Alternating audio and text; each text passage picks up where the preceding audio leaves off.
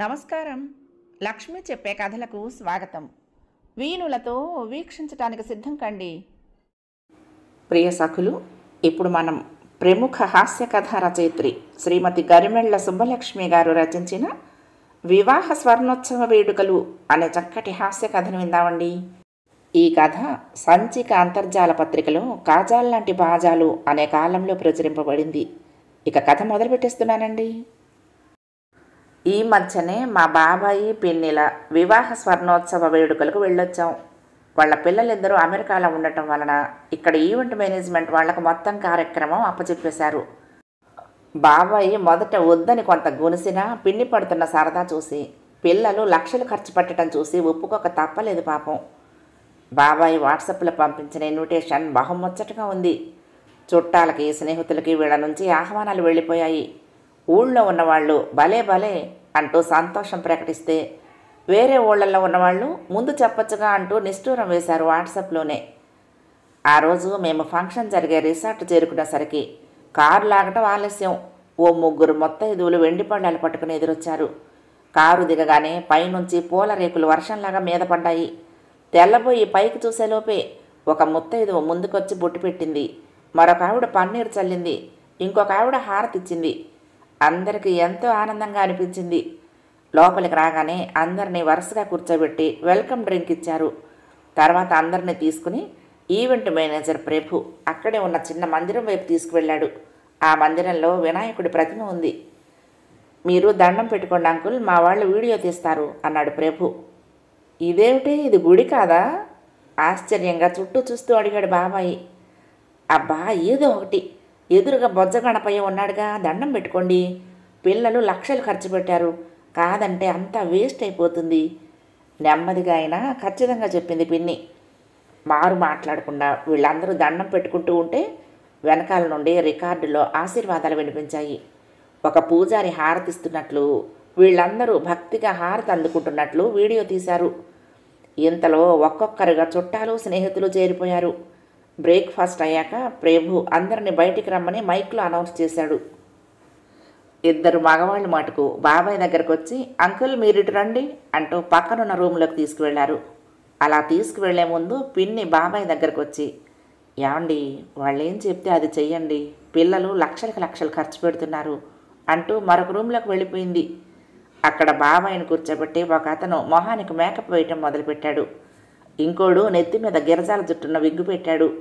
మరొకడు ముందుకొచ్చి, ఈ బట్టలు మార్చుకురండి అంటూ అతని చేతిలో ఓ సిల్కు పంచె, కండువా లాంటిది పెట్టాడు.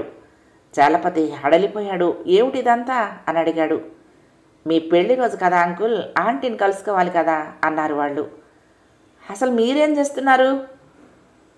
అంకుల్, మీరు చెప్పారు కదా ఈ కాలం వ్యవహారాలు ఏవి వద్దని, అందుకని అన్నీ మీ కాలం వ్యవహారాలే అరేంజ్ చేశాం. ప్రభు అన్న మాటల కన్నా పిల్లలు ఖర్చు పెట్టిన లక్షల కళ్ళ ముందు కదిలి మారు మాట్లాడకుండా బట్టలు మార్చుకొచ్చాడు మా చలపతి బాబాయ్. అబ్బే, ఈ కండువా ఇలా కప్పుకోకూడదు అంకుల్ అంటూ దానిని బాబాయ్ కట్టుకున్న పంచ మీద నడుం చుట్టూ బెల్టులా బిగించాడు కాస్ట్యూమ్ కృష్ణ. ఆ తర్వాత బాబాయి, పిన్ని వాళ్ళు ఆడమన్నట్లల్లా ఆడాల్సి వచ్చింది. పంచ కట్టుకుని, నడుం చుట్టూ కండువా బిగించుకుని, నెత్తికి గిరజాల చుట్టూ విగ్గు పెట్టుకుని, నుదుటి మీద ఎర్రని నామం దిద్దుకుని, మెడలో పెద్ద పెద్ద పూసలున్న దండ వేసుకుని మేకప్ రూమ్లో నుంచి బయటకు వచ్చిన బాబాయి పిన్నిని చూసి ఆశ్చర్యపోయాడు. పిన్ని కోయ వాళ్ళు కట్టుకున్నట్లు చీర కట్టుకుని, నెత్తి మీద పక్కకి పూసలు వేళ్లాడుతున్న పెద్ద కొప్పు పెట్టుకుని, పెద్ద పూసల దండలతో, నుదుటి మీద పెద్ద బొట్టుతో, చేతులకు లావుగా ఉన్న బోలుడు గాజులతో ఉంది. ఇంతలో ఒక అతను ఎవరో వచ్చి పిన్ని చేతికి విల్లు, బాణం ఇచ్చి అవి ఎలా పట్టుకోవాలో చూపించాడు. ఇంకొక అతను బాబాయిని రండి అంకుల్ అంటూ అక్కడే ఉన్న ఓ పెద్ద చెట్టు దగ్గరికి తీసుకుపోయి అక్కడే ఉన్న ఓ ఉయ్యాల బల్లలా ఉన్న దాని మీద కూర్చోబెట్టి, ఊ లాగరా అన్నాడు. అంతే, బాబాయ్ అమాంతం ఒక్కసారి నేల మించి పైకి వెళ్ళటం మొదలుపెట్టాడు. బాబాయ్ గాబరా పడిపోతూ ఆ ఉయ్యాల తాళ్ళను గట్టిగా పట్టుకున్నాడు.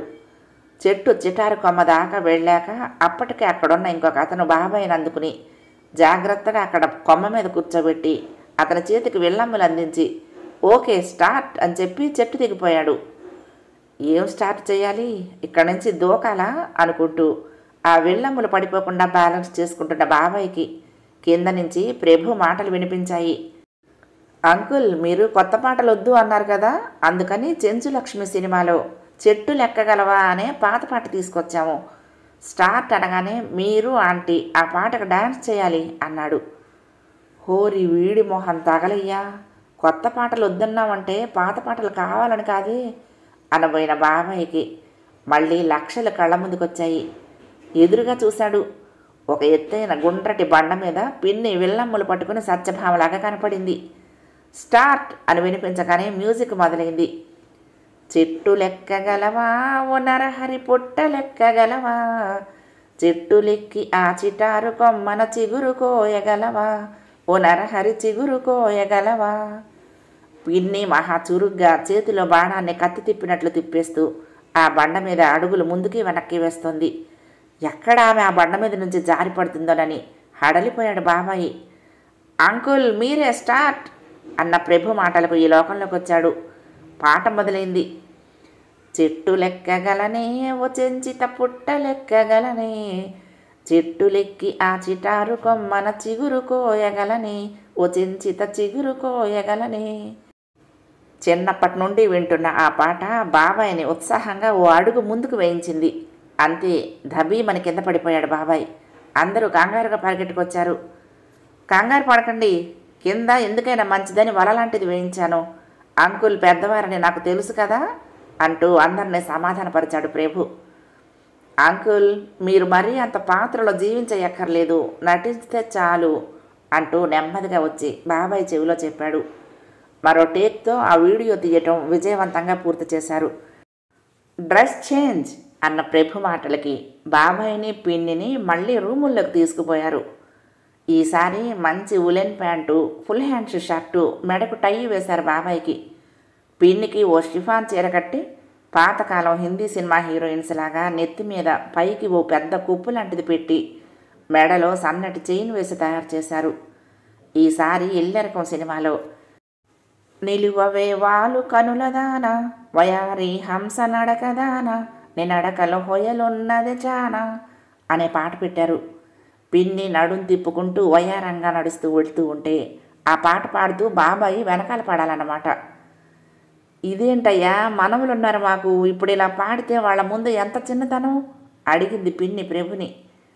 ఆంటీ ఇప్పటి పిల్లల గురించి మీకు తెలియదు, ఈ వీడియో చూసి మీ మనవలు మా గ్రాండ్ పేరెంట్స్ ఎంత బాగా లవ్ చేసుకుంటున్నారో అని మురిసిపోతారు అన్నాడు. వద్దనాలన్నా పిన్నికి కూడా కళ్ళ ముందు లక్షలు కనపడేటప్పటికి మరింత వయ్యారంగా తిప్పుకుంటూ తిరిగింది. ఆ తిరుగుడికి బాబాయికి నిజంగానే మతిపోయి ఏం చేస్తున్నాడో తెలియకుండా వాళ్ళు ఆడమన్నట్లల్లా ఆడేశాడు. వీడియో తీస్తున్న వాళ్ళందరూ ఈ వయసులో ఇంత బాగా ప్రేమించుకుంటున్న మీకు జోహార్లు అంటూ పూర్తి కాగానే ఒక్కసారి చప్పట్లు కొట్టేశారు. బాబాయిని మళ్ళీ రూమ్లోకి తీసుకువెళ్ళి కాళ్లకు పట్టేసినట్లున్న పైజమా, పైన ఎంబ్రాయిడరీ చేసిన కుర్తా, మెడలో ఎర్రరాళ్లతో మెరిసిపోతున్న గొలుసు, వేళ్లకి ఉంగరాలు, మణికట్టుకు బ్రాస్లెట్తో అడ్వర్టైజ్మెంట్లో పెళ్లి కొడుకును తయారు చేసినట్లు మేకప్ చేశారు. ముందు అటు ఇటు 10 మంది ముత్తైదువులు హారతులిస్తూ పూలు చల్లుతూ ఉంటే బాబాయి హాల్లో కడుగుపెట్టాడు. ఒక్కసారిగా అందరూ హే అని అరిచేశారు. ఆ అరుపుకి హడలిపోయిన బాబాయి ఒక అడుగు వెనక్కి వేయబోయి బ్యాలెన్స్ కుదరక పడిపోతూ ఉంటే వెనకాల ఉన్న ప్రభు ఒడుపుగా పట్టుకున్నాడు. అంకుల్ అలా భయపడిపోకండి, మొహం నవ్వుతూ ఉండాలి, ఫోటోల్లో బాగుండదు అంటూ చెవిలో నెమ్మదిగా హెచ్చరించాడు. అప్పుడు గమనించాడు బాబాయ్ తనపైనే ఫోకస్ చేసిన కెమెరాలను. తనను తాను సర్దుకుంటూ మొహం మీదకు చిరునవ్వు తెచ్చుకున్నాడు. బ్యాక్గ్రౌండ్లో భలే మంచి రోజు, పసందైన రోజు, వసంతాలు పూచే నేటి రోజు అనే పాట వినిపించడం మొదలెట్టింది. ఆ పాట పాటు ఇటు చుట్టాలు స్నేహితులు నడుములు తిప్పుకుంటూ చప్పట్లు కొడుతూ డాన్స్ చేస్తూ ఉంటే వంది మాగధుల్లాగా 2 వైపులా 2 మనుషులు తనను అనుసరిస్తూ ఉంటే బాబాయి హాల్లో కడుగుపెట్టాడు. అతను నడుస్తున్నంతసేపు అందరూ హే అని అరుస్తూనే ఉన్నారు. అలా ఎందుకు అరుస్తున్నారో బాబాయికి అర్థం కాలేదు. ఆ గోలలో ఎప్పుడు స్టేజ్ మీదకు వెళ్ళాడో కానీ ఎదురుగా ఉన్న స్టేజీని చూసి తెల్లబోయాడు. అది తాజా తాజా పూలతో, రంగురంగుల చెంకీ దారాలతో, బాగా ఊదిన బుడగలతో బ్రహ్మాండంగా అలంకరించి ఉంది. వంతి మాగధులిద్దరూ బాబాయిని దగ్గరుండి స్టేజి ఎక్కించారు. అంతలో మళ్ళీ ఇంకో పాట. బంగారు బొమ్మ రావేమే పందిట్లో పెళ్ళి జరిగేనే అనే బ్యాక్గ్రౌండ్లో పాట వినిపిస్తూ ఉంటే మంచి పట్టుచీర కట్టి మెడలోనూ చేతులకి ధగధగా మెరిసిపోతున్న గిల్టు నగలతో తల నిండా ముందుకు కూడా కనపడేటన్ని మల్లెపూలు గుచ్చిన జడతో నుదుటిన పెళ్లి పొట్టుతో బొగ్గన చుక్కతో పిన్ని హాల్లోకి ప్రవేశించింది. 25 ఏళ్ల పెళ్లి కూతురులా మేకప్ చేసిన 70 ఏళ్ల పిన్నిని చూడగానే కళ్ళు తిరిగిపోయాయి బాబాయికి. హాలు మొదట్లోనే ఆపేశారు ఆమెను వదినలు. పెళ్లి కొడుకు స్టేజి దిగాలి, ప్రపోజ్ చేయాలి అంటూ అరవటం మొదలుపెట్టారు. తప్పదు కదా అనుకుంటూ వంది మాగదులు వెంట నడవగా స్టేజి దిగి కిందకొచ్చాడు బాబాయి. పిన్ని దగ్గరగా నడుస్తున్న బాబాయ్ చేతికి ఓ అందమైన గులాబీ పువ్వు ఇచ్చాడు ఒకతను. ఆ పువ్వును అందుకుని పిన్ని ఎదురుగా నిలబడి దానిని ఆమె చేతికి అందించాడు. అటూ ఇటూ ఉన్న గుంపు ఒక్కసారి గొల్లుమన్నారు. మళ్ళీ హడలిపోయాడు బాబాయి. ఎక్కడి నుంచో ప్రభు పరిగెత్తుకుంటూ వచ్చాడు. అలా కాదు అంకుల్, మీరు మోకాల మీద కూర్చుని మిమ్మల్ని పెళ్లి చేసుకోమని ఆంటీని రిక్వెస్ట్ చేయాలి అన్నాడు. ఏమిటయ్యా ఇది అర్థం లేకుండా? ఎప్పుడో 50 ఏళ్ల క్రితం వాళ్ళు మా వాళ్ళు కుటుంబాలు జాతకాలు చూసి మా ఇద్దరికి మూడెట్టేశారు. ఇప్పుడు ఇదంతా ఏం బాగుంటుంది పిల్లల ముందు? చిరాకు పడ్డాడు బాబాయి. చుట్టాలు స్నేహితులు ఊరుకోలేదు. ఆ రోజుల్లో ఇవన్నీ తెలియక మా సత్య అలా పెళ్లి చేసుకుంది. ఇప్పుడు ఇవన్నీ వచ్చాక మీ పెళ్లి రోజు సెలబ్రేషన్ కనుక మీరు మోకాల మీద వంగి ప్రపోజ్ చేయాల్సిందే అన్నారు. వాళ్ళ పట్టుదలకు లొంగిపోక తప్పలేదు పాపం బాబాయికి. ఉబ్బికి వస్తున్న నవ్వును ఆపుకుంటున్న పిన్ని మొహం కేసి చూస్తూ మోకాల మీద వంగి గులాబీ ఆమెకు అందిస్తూ విల్ యూ మ్యారీ మీ అన్నాడు. పిన్ని చిన్నగా నవ్వుతూ ఆ గులాబీని హుందాగా అందుకుంది. అటు ఇటు చుట్టాలు స్నేహితులు నడుములు తిప్పుకుంటూ చప్పట్లు కొడుతూ డాన్సులు చేస్తూ ఉంటే బాబాయి వేలు పట్టుకుని సుకుమారంగా నడుస్తూ ఉంటే ఒక రాజకుమార్తెను తీసుకొచ్చినట్లు ఆమెను స్టేజి మీదకు తీసుకొచ్చారు చెలికత్తె లాంటి 2 అమ్మాయిలు. అక్కడ సింహాసనంలో ఉన్న సోఫా మీద బాబాయి కూర్చోబోతూ ఉంటే ప్రభు పక్క నుంచి ఆగమన్నట్లు సైగ చేశాడు. అంకుల్, మీరు ముందు ఆంటీని కూర్చోబెట్టి కూర్చోవాలి, అంతకన్నా ముందు ఇద్దరు దండలు మార్చుకోవాలి అన్నాడు. అందంగా అల్లించిన పూలమాలలు తెప్పించి ప్రభు ఒకరికొకరికి వేయించాడు. ఇద్దరూ సింహాసనాల్లాంటి సోఫాలో కూర్చున్నాక ఒక్కొక్కరిని వరుసగా స్టేజి పైకి పిలిచాడు. కొడుకు, కోడలు, కూతురు, అల్లుడు, మనవలు అందరూ వచ్చి వీరి గురించి మాట్లాడి బహుమతులు అందించారు. వచ్చిన వాళ్ళందరూ కూడా బహుమతులు అందించారు. ఆ తర్వాత లెక్కలేనన్ని ఐటమ్స్తో లంచ్ చేశాక వచ్చిన వాళ్ళందరినీ 2 గ్రూపులుగా విడదీసి అంత్యాక్షరి ఆడించారు. అంటే పాట పాడటం మాత్రమే కాకుండా ఆ పాటకు డ్యాన్స్ కూడా చేయాలనే కండిషన్తో పాత పాటలు, కొత్త పాటలు, సరదా పాటలు, మెలోడీలు, వెక్కిరింతలు అన్నీ పాడేసి ఆడేశారు అందరూ. 10 ఏళ్ల వాళ్ళు, 80 ఏళ్ల వాళ్ళు కూడా వయోభేదం మర్చిపోయి ఉత్సాహంగా ఆ ఆటలో పాల్గొన్నారు. నడువు నొప్పంటూ కుర్చీలో నుంచి లేవలేని సుభద్రమ్మ లేచింది, నిద్ర లేచింది మహిళ ఆలోకం అంటూ స్టెప్స్ వేసి పాడుతూ ఉంటే అందరికీ ఒకటే నవ్వు. సరిగ్గా 5 గంటలకల్లా స్నాక్స్ అరేంజ్ చేశారు. దాని తర్వాత అందరూ రెట్టించిన ఉత్సాహంతో మ్యూజికల్ చైర్స్ ఆడారు. ఆరవుతూ ఉండగా అలసిపోయి అందరూ సెలవు తీసుకుంటూ ఉంటే ఈవెంట్ వాళ్ళు వచ్చిన వాళ్ళందరికీ పెద్ద పెద్ద రిటర్న్ గిఫ్టులు అందించారు. అన్నీ అందుకుని ఈ మధ్యకాలంలో ఇంత బాగా ఎప్పుడూ ఎంజాయ్ చేయలేదని చెప్తూ చుట్టాలు స్నేహితులు బాబాయికి పిన్నికి వాళ్ళ పిల్లలకు చెప్పి వెళ్తూ ఉంటే అందరితో కలిసి ఆనందం పంచుకుంటే ఇంత బాగుంటుందా అనిపించింది అందరికీ. అదే మాట అన్నాను బాబాయ్తో. అమ్మో వద్దమ్మా, ఈ నడువు నొప్పులు, మోకాళ్ళ నొప్పులు ఈ వయసులో భరించడం కష్టం. మీ పిల్లలు ఇలా చేస్తానన్నా ఒప్పుకోకు. ఈ వయసులో ఈ డాన్సులు ఏమిటమ్మా, ఎంత ఎబ్బెట్టుగా ఉంటుంది. నిజాయితీగా చెప్తున్న బాబాయిని చూస్తూ ఉంటే ఇలాంటి వేడుకలు చేసుకోవాలో మానేయాలో అర్థం కాలేదు నాకు. మీకేమైనా తెలిస్తే చెప్తారా? సమాప్తం. ప్రియ సఖులు, ఈ కథ మీకు నచ్చితే తప్పకుండా లైక్ చేయండి, షేర్ చేయండి, కామెంట్ చేయండి, సబ్స్క్రైబ్ చేసుకుని నన్ను ఎంకరేజ్ చేయండి. ఉంటానండి.